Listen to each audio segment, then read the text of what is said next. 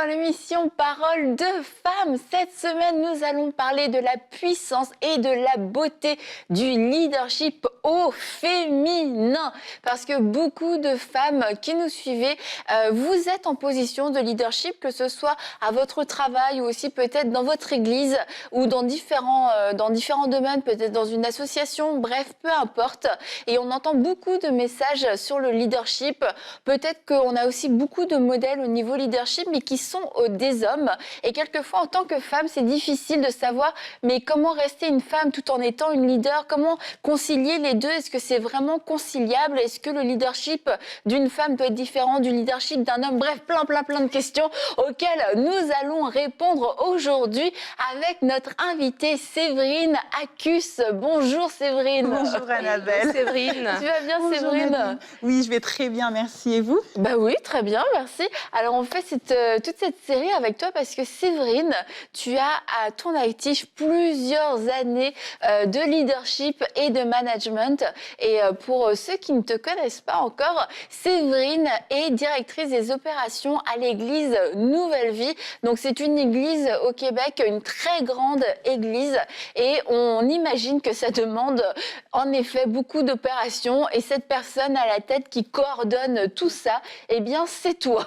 C'est toi ce cerveau qui fait que les départements vont fonctionner. Et puis on sait qu'en plus, au cours des derniers temps, avec la pandémie, etc., les églises ont dû complètement se réinventer d'une semaine à l'autre selon les consignes et les directives du gouvernement. Alors j'imagine que tu n'as pas dû chômer. Non, effectivement. Que là, franchement, ce qui marchait depuis des années, quand tout a été annulé, il a fallu tout reprendre. Et ça a été un défi pour toi? Un défi pour moi, oui, dans le sens que c'était tout nouveau, comme beaucoup de choses. Nous, en plus, le fait qu'on était une grosse église fait qu'on a dû rester fermé longtemps à cause des quotas qui n'étaient pas assez élevés. Donc, quand on a repris, reprendre, c'était vraiment toute une machine à remettre en place. Donc, oui, ça a été un challenge, mais en même temps, je pense que des fois, on tombe dans une forme de routine quelque part, donc un peu de challenge une fois de temps en temps. Donc, moi, je l'ai pris comme un défi, là, comme j'ai fait, OK, là, on a une mission, les amis. Donc, non. À chaque communiqué, tu te dis, OK, là, un nouveau défi, Séverine. Et aussi, Séverine, tu as ton entreprise, Séverine Accus, et dans laquelle tu offres des formations de leadership et management. Tu offres du mentorat, en fait, pour aider les personnes à se développer, à aller plus loin, justement, en leadership et en management. Et aujourd'hui, toute cette semaine, on est bénis de pouvoir avoir Séverine avec nous et de pouvoir bénéficier de toute son expérience, de tout son savoir aussi, et de toutes les connaissances que tu as. En tout cas, une partie, je ne pense pas qu'on réussira en une semaine à tout prendre de son cerveau, mais une partie pour pouvoir aller plus loin. Et puis, alors qu'on priait pour les émissions, avant de pouvoir commencer, Séverine a fait cette prière que des destinées soient déliées. Et je crois que c'est ce que le Saint-Esprit va faire au cours de cette semaine. Et quelquefois, on utilise le terme leadership et on a l'impression que c'est des trucs d'Américains, de multinationales ou je ne sais quoi. Mais en fait, au-delà de ce terme, je crois que le Saint-Esprit va délier des destinées de femmes qui étaient bloquées par un manque de compréhension de ce qu'était le leadership et comment Dieu voulait vous utiliser à ce niveau-là. Alors, on a fait toute une série sur le leadership avec le pasteur Stéphane Caddy l'année dernière, maintenant, je crois. Et c'était une bonne série sur le leadership. On a vu les différentes facettes du leadership, comment être un bon leader, etc. Mais la caractéristique de cette semaine, c'est que c'est vraiment le leadership au féminin. Alors, pour commencer, Séverine, c'est quoi une femme leader ou une leader femme, une leaduse? Je ne sais pas comment on dit. Tous ces mots-là existent en passant. C'est génial. On dit tout ça. Leader, leadereux, il y a toutes sortes de façons. Oui, ça existe aussi, effectivement. Donc, écoute, on va y aller étape par étape, juste pour que tout le monde comprenne bien de quoi on parle. On va commencer d'abord par expliquer c'est quoi le leadership. Okay? Le leadership, ou disons qu'une personne en position de leadership, c'est une personne qui guide, qui oriente ou qui influence. Si on va dans un dictionnaire, c'est pas mal ça les mots qui sont utilisés. Donc, une personne qui influence, c'est une personne qui va dans une direction et qui a des gens en arrière d'elle qui la suivent. C'est une personne qui marche, c'est une personne donc qui marche dans une direction et qui indique aux autres par où passer. Donc elle sait, parce qu'elle est passée par ce chemin-là, elle est capable d'expliquer aux autres par où passer. Donc il y a vraiment une notion de marche en fait, d'action et d'avancement.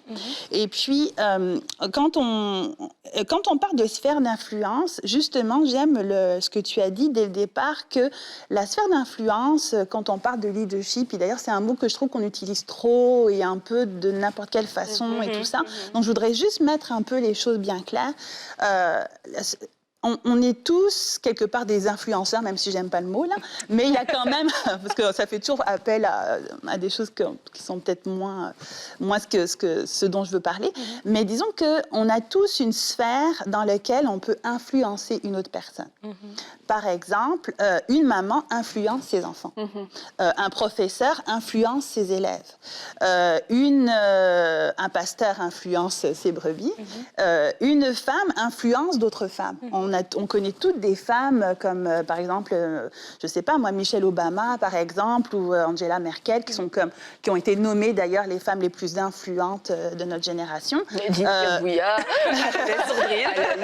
Séverine Akus. Au même stade, exactement. Sont des femmes qui influencent. Alors, en fait, on a plusieurs niveaux d'influence. Il y a des influences de haut niveau, puis des influences des fois de plus petit niveau. Mais ce que je veux vraiment mettre dès le départ, là, c'est que tout le monde, donc, peut être un leader. Tout le monde. Et juste pour démystifier, puis mettre les choses bien, bien claires. Donc, on s'entend que donc, le leadership, ça n'a rien à voir avec le titre. Il y a des personnes qui ont le titre de « je suis responsable, je suis directeur de quelque chose », mais dans les bowling, des fois, le directeur ne fait pas tant de choses que ça. Puis c'est des fois les gens qui sont en dessous qui font les choses. Donc, et d'ailleurs, on peut avoir des fois le titre de directeur, mais pas avoir d'influence. Et l'inverse est vrai aussi. On peut être une personne très influente, mais qu'il n'y a pas forcément de titre. Mais tout le monde sait que cette personne-là, c'est elle qui fait runner la shop. Donc c'est ça. L'autre élément que je voudrais dire aussi, c'est que ça n'a rien à voir avec la formation.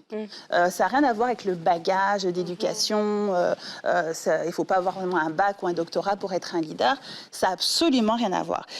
Encore là, c'est une question de capacité, une question d'attitude, une question d'aptitude. J'aime beaucoup les deux mots ensemble. Vous allez voir, je vais souvent les utiliser. Mais c'est au-delà d'une question d'aptitude, je veux dire, c'est une question d'attitude. Voici deux mots que j'aime vraiment beaucoup utiliser quand je parle de leadership. J'aime parler d'attitude et d'aptitude. Les deux sont aussi importants l'un que l'autre. On ne peut pas se passer l'un de l'autre. Savoir-être et savoir-faire, c'est un peu des synonymes quelque part. Si je pouvais comme décliner en 3 mots, ou en 3 stades, ou un triangle en fait, on va dire, il y a 3 éléments qui sont importants à avoir en compte, à prendre en compte quand on est un leader ou quand on aspire à devenir leader. Parce que ça veut dire que c'est 3 éléments qui sont importants à développer et à continuer à développer parce qu'on est toujours en développement. La première chose, c'est savoir. Comme je disais tantôt, un leader est quelqu'un qui avance, c'est quelqu'un qui marche. Donc c'est quelqu'un qui va dans une direction et qui sait où est-ce qu'elle s'en va. Et il arrive des fois qu'il y a des leaders qui avancent puis qui ne savent pas où est-ce qu'ils s'en vont, puis qui entraînent des personnes un peu n'importe où. D'accord. Donc le savoir, où est-ce que tu t'en vas, puis c'est quoi les compétences que tu as pour le faire. Deuxièmement, le savoir-être, être l'identité, qui je suis intérieurement, en tant que femme, en tant qu'homme, en tant que les différentes sphères de notre vie, là, mais vraiment relié à l'identité. Puis le 3e élément, c'est le savoir-faire. Je me suis trompée tantôt, mais le savoir-faire, c'est vraiment donc les compétences. Donc il faut savoir faire et savoir-être pour être un bon leader. Donc des fois, on a les 3 en petit, des fois on en a un plus que l'autre, mais si on veut vraiment être un bon leader et se développer en tant que leader, c'est important de développer ces 3 sphères-là. Un élément que j'aime beaucoup dire aussi, depuis tout à l'heure, je dis qu'un leader, c'est quelqu'un qui marche. Un leader, c'est quelqu'un qui influence. Donc c'est quelqu'un qui montre la voie et il y a des personnes qui le suivent. Il y a une phrase qui dit « un leader qui marche et qui a personne qui le suit et quelqu'un qui prend simplement une marche. » Merci Séverine. Donc le mot influence, on va y revenir à plusieurs reprises là, mais ce qui est important, c'est que c'est pas à propos de nous, c'est à propos de ce qui se passe autour de nous quand nous on agit, quand nous on fait, quand nous on sait et qu'on montre quelque chose à quelqu'un. Okay. Autrement, on est juste tout seul à prendre une marche. Je vais déjà rebondir à ce que tu as dit, Séverine, parce que tout à l'heure, Annabelle, tu as parlé de c'est quoi une femme leader. Est-ce que tu as dit quelque chose de très important? Je crois que les gens doivent revenir en arrière et s'arrêter sur le fait qu'un leader, oui, tu as des compétences, mais ce n'est pas que tes compétences et ce n'est pas qu'un diplôme. Et ça, c'est important aussi parce qu'on parle du leadership au féminin. Il y a beaucoup de femmes déjà qui se sont... disqualifiés même du leadership. Pourquoi? Parce qu'ils se disent, ben non, mais moi, je n'ai pas fait les grandes études, la haute école commerciale, etc. Je ne suis pas qualifiée à ce niveau-là. Mais c'est important ce que tu es en train de dire. Je crois que ça va aider des gens, ça va aider des destinées à être déliées lorsque justement les gens vont se rendre compte que c'est vrai, ce n'est pas que, ça passe pas juste par un diplôme. Il y a une sphère d'influence qui est là et comme tu l'as dit, cette sphère d'influence, elle peut se décliner de différentes manières. Et même dans la maison déjà, une maman, vraiment, c'est une leader excellente, de père, c'est une leader primordiale parce qu'une mère qui comprend qu'elle n'est pas juste là pour faire des repas, mais ce qu'elle est en train de faire est en train d'influencer toute une génération après elle. Je crois que quand on réalise cela en tant que femme, on se valorise davantage et on valorise le rôle qu'on a encore plus. Non, ouais, et que le savoir-être, comme tu disais, c'est vrai, c'est ce côté de l'identité. Et quelquefois, en tant que femme, leader, on a envie de gommer une partie et c'est peut-être le mot femme qu'on a envie de gommer parce qu'on se dit bah non, je veux juste être une leader et être une femme, c'est ça m'empêche d'être cette leader que je veux être ou que j'aspire à être et en fait on se rend compte avec ton triangle, bah, plus j'ai conscience de qui je suis et plus je suis à l'aise et forte dans mon identité de femme et plus je serai une meilleure leader aussi, c'est que ça va ensemble, il n'y a pas à gommer, il n'y a pas à choisir, mais maintenant ça va être ça aussi tout le défi de cette semaine, c'est-à-dire comment est-ce qu'on peut concilier, comment, et puis on va en parler aussi dans la semaine, il y a des défis, faut pas se le cacher, il y a des défis, mais ça c'est déjà un premier bon point, femme, leader, ce sont deux mots qui vont ensemble, on n'est pas obligé d'en enlever un, on n'est pas obligé de faire un choix. Et donc justement, Annabelle, je profite de ce que tu viens de dire pour rebondir justement sur le fait de définir, parce que là on vient de faire donc qu'est-ce qu'un leader, c'est quoi les différents éléments d'un leader, et donc en gros, qu'est-ce que le leadership au féminin? En fait, la question est intéressante parce qu'en fait, est-ce qu'il s'agit d'un leader au féminin ou est-ce qu'on parle d'un leadership exercé par une femme? En fait, il y a autant de styles de leadership qu'il y a de femmes, parce que chacun avec sa personnalité, son histoire, son vécu, sa formation, son éducation. Donc, en fait, le leadership au féminin, c'est large et c'est vaste, mais les deux vont ensemble. Leadership et féminin, ça fonctionne ensemble. Puis, il y a deux femmes dont on parle souvent dans la Bible. Il y en a plusieurs, bien sûr, mais je vais citer celles dont on parle le plus, juste pour vous montrer qu'elles sont des femmes qui ont des histoires différentes, des styles différents aussi, mais qui ont exercé un leadership. Celle dont on parle le plus, c'est la reine Esther, qui s'est servie justement de sa position, mais aussi de son éducation en tant qu'Israélienne, ce qu'elle a pu faire pour pouvoir sauver son peuple, mais elle a dû faire preuve de courage et tout ça, mais ça c'est son histoire à elle. Puis il y a Déborah qui, elle, s'est retrouvée finalement à être juge. Donc c'est deux postes complètement différents et pourtant les deux, à un moment donné, ont eu une position dans laquelle elles ont dû faire preuve de leadership et donc influencer et le cours des choses en fait, par leur positionnement. Alors, tout à l'heure, tu disais, dans ton introduction, tu as dit un élément, et c'est sur un des éléments sur lesquels je voulais revenir, justement, c'est est-ce que les femmes ont une approche si différente que celle des hommes au niveau du leadership? C'est vrai, justement, j'aimerais te demander, est-ce que les femmes ont une approche si différente que les hommes du leadership? Je trouve que ça sonne bien comme question. Et la réponse... Je suis perdue. Non, je croyais que c'était une bonne question, j'aurais dû te poser, du coup je te la pose. Et en fait, oui, les femmes ont et doivent avoir une approche différente. Il n'y a pas de bras de fer entre le leadership féminin et le leadership masculin. Il n'y en a pas un qui est mieux que l'autre. De la même façon que Dieu a créé l'homme et la femme complémentaires, le leadership masculin et le leadership féminin se complètent. Dieu fait bien les choses. Et Dieu nous a créés femmes avec une sensibilité, avec des émotions, avec une acuité souvent, un discernement que des fois les hommes n'ont pas. Les hommes sont souvent, je fais des généralités, hein, c'est pas tout, mais disons que les hommes sont plus axés sur l'action, les femmes vont être des fois plus axées sur l'humain. Il y a des différences, mais des différences qui les deux ensemble, vraiment, c'est ça qui amène la richesse en fait. Donc il n'y a pas à se dire, j'aurais tellement aimé être un homme quelque part pour être un leader. On va parler des défis parce que c'est vrai que le leadership au féminin, c'est très récent. Il n'y a pas beaucoup de littérature encore sur le sujet. Il y a quelques femmes qui nous inspirent, mais il y a beaucoup plus d'hommes. La société évolue et on voit que l'Église, aussi dans l'Église, les choses évoluent. Mais c'est vrai que des femmes en position de leadership, on n'en voit pas encore beaucoup. Puis ça fait des débats dans tous les pays, en France, aussi au Québec, la disparité homme-femme et tout ça. Tout ça là est sous-jacent, c'est certain. Mais le leadership au féminin est puissant. Et le leadership au féminin est beau. C'est pour ça que j'aime beaucoup le titre que tu as choisi tantôt. Tu disais, le leadership au féminin, c'est quelque chose finalement d'assez récent. Quelque part, je pense que ça a toujours existé, mais de là reconnaître que la femme avait une position d'influence, même si c'était le cas, c'était pas reconnu par la société, c'était pas reconnu même dans une société, ça pouvait être une femme qui pouvait faire tout tourner, mais n'empêche que le titre et les regards restaient sur les hommes. Et c'est sûr qu'aujourd'hui, ça évolue. Maintenant, vu que c'est quelque chose qui émerge de plus en plus, il y a aussi moins de... pas de recul, mais il y a moins de ressources à ce sujet-là. Et beaucoup d'hommes dans différents domaines ont écrit par rapport au leadership.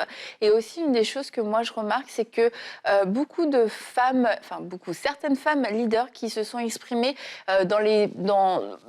qui ont été les premières à s'exprimer, avaient, je trouve, aussi des leaderships qui étaient très masculins et ont essayé de se calquer sur des leaderships masculins pour se trouver une place. Et du coup, c'est vrai qu'on arrive aujourd'hui un petit peu à un tournant où oui, le leadership féminin existe, mais le vrai leadership féminin où on assume pleinement qu'on est une femme et qu'on n'a pas besoin de ressembler à un père, qu'on n'a pas besoin de ressembler à un monsieur ou à je sais pas qui, mais qu'en tant que femme, on peut être pleinement en position de leadership et le développer de cette façon-là et dans cette direction-là, avec les ressources et les mots du coup qui vont avec.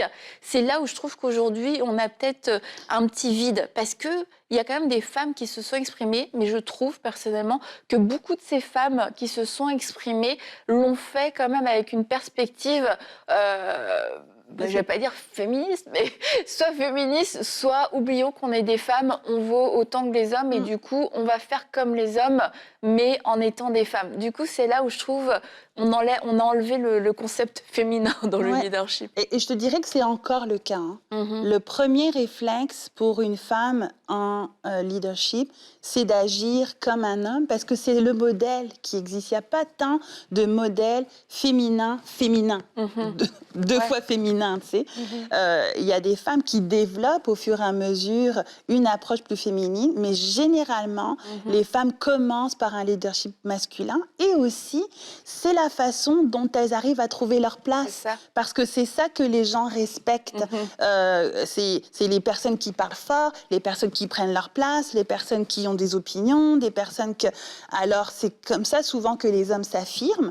Alors, une femme qui est plus discrète peut-être, qui va parler moins fort ou qui va avoir plus une force tranquille. Je dirais que les femmes, souvent le leadership des femmes, c'est plus une force tranquille.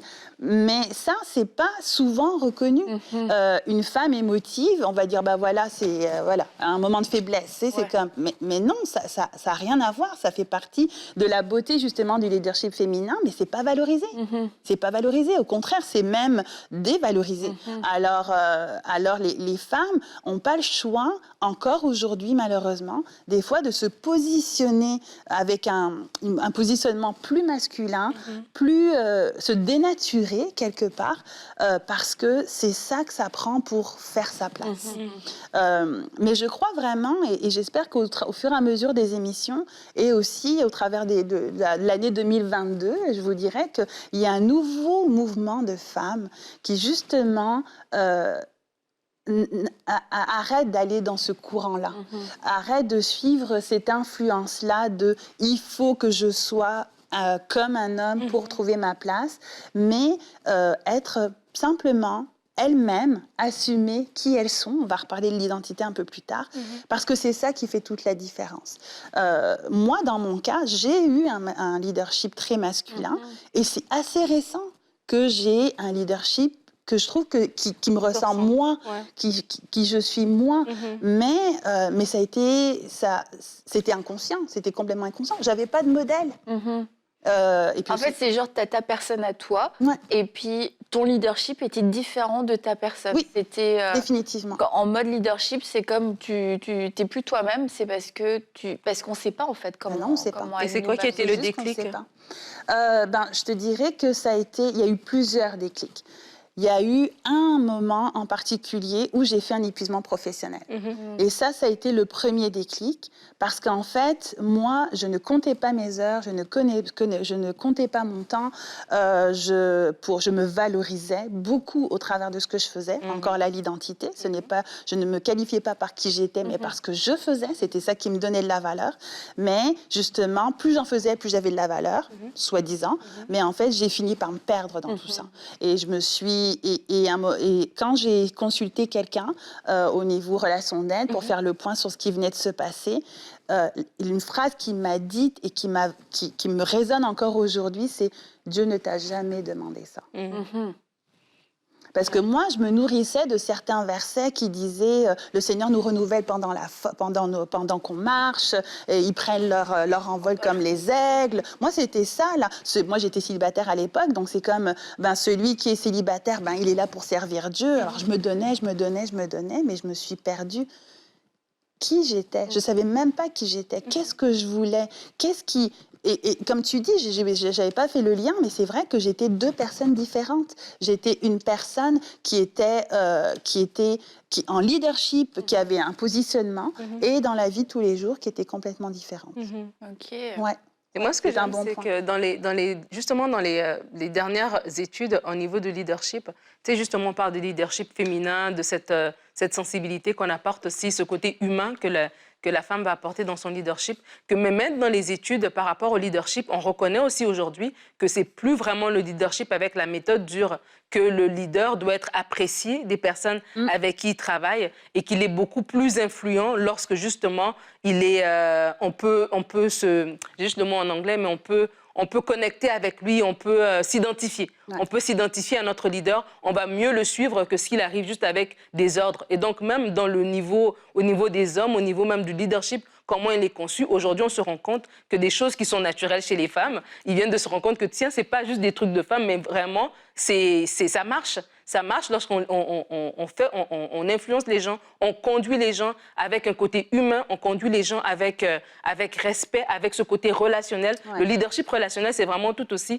un volet du leadership qui fonctionne en ce moment, et ça vient nous rassurer en tant que femmes. Mais je crois que c'est les femmes qui ont influencé ça. Amen. Amen. Mais c'est une bonne chose. Oui, je crois que justement, des femmes qui assument ce côté femme ramènent finalement certaines valeurs, certains piliers que les hommes ont moins, tout simplement. Et donc, et ce qui est spécial, tu vois, pendant que je me préparais, c'est comme si le leadership de Jésus est revenu encore plus fort vis-à-vis de moi, parce que Jésus, il avait ces éléments-là, justement, relationnels, force tranquille. Et pourtant, c'est pas le gars qui impressionnait. On dit que c'était quelqu'un il pouvait quasiment passer inaperçu, mais pourtant, quand il s'est dirigé vers les disciples et qu'il leur a dit « Suis-moi », ces personnes qui ne le connaissaient pas ont tout quitté pour le suivre. C'est quand même fou. Puis, et l'autre aspect aussi, c'est que alors que donc, les disciples ont commencé à le suivre, des foules ont commencé à le suivre, il y a eu comme un effet d'entraînement, mais ce n'était pas un leadership contraignant, un leadership qui était par la force et par la domination, et qui était beaucoup par le relationnel. Combien de pique-niques Jésus a fait, combien de... Non, mais c'est vrai, les noces de Cana, et puis les mariages, et puis le repas chez la mère de Pierre, et tout ça, et la communion, la Sainte Seine. Il y a plein d'éléments dans la Bible où on voit que Dieu était relationnel. Ça, c'est une des forces que la femme a. Alors, en fait, quand on dit que Jésus est un modèle, ben, il est un modèle pour le leadership féminin aussi, finalement. C'est vrai, et on voit que Jésus, les femmes ont osé aller vers lui. Les enfants ont osé aller vers lui, donc c'est sûr qu'on se dit, il n'était pas cet homme dur et autoritaire qui faisait peur. Et les enfants, les enfants ont osé aller vers lui. Et c'est les disciples qui ont dit, wow, là, les enfants, tranquilles. Mais ils devaient être... attirant dans le bon sens du terme. On a envie d'aller avec lui en tant qu'enfant, mais aussi en tant que femme. Je sens que j'ai un accès et je sens que ça va pas être une personne dure qui va me juger, qui va me rejeter, non. Et c'est vrai que ça nous rappelle. Ça veut pas dire que Jésus était féminin, mais Jésus est Dieu, et que en Dieu, il y a tout ce qu'il y a pour l'homme et pour la femme, et que quelquefois il y a des sphères dans la société qui ont été très dominées, soit par les hommes, soit par les femmes pendant un certain temps, et du coup c'est nous les humains qui avons donné une certaine teinte, et c'est important de revenir à l'origine, de revenir aux Écritures et de voir qu'est-ce qui nous manque en fait, parce que peut-être le leadership a été représenté par des hommes pendant des années et des années, et forcément les hommes y ont laissé leur empreinte, ce qui n'était pas une mauvaise chose, mais c'était pas complet. Et aujourd'hui le leadership féminin arrive et on arrive à un leadership qui est plus complet, comme tu le dis, où on revient à des valeurs qui faisaient partie non seulement du leadership de Jésus, mais de la personne même de Jésus. Donc au-delà, comme on l'a dit, du mot leadership, c'est en tant que personne dans notre cœur, est-ce que ça reflète qui était Jésus, comment Jésus fonctionnait aussi sur cette terre? Et la réponse est que le leadership féminin correspond à une des façons, à une des facettes de Dieu. Alors, si vous êtes une femme et que vous êtes leader, ne pensez plus que vous devez faire un choix entre ces deux mots, entre ces deux concepts. Nous avons le savoir-être et le savoir-faire, ce triangle qui va faire de nous, qui va nous permettre d'être des leaders, des leadeuses, des femmes en leadership de plus en plus fortes. Et demain, nous allons voir quel est l'état d'esprit d'un leader. Alors, on se retrouve demain pour une prochaine émission de Paroles de Femmes.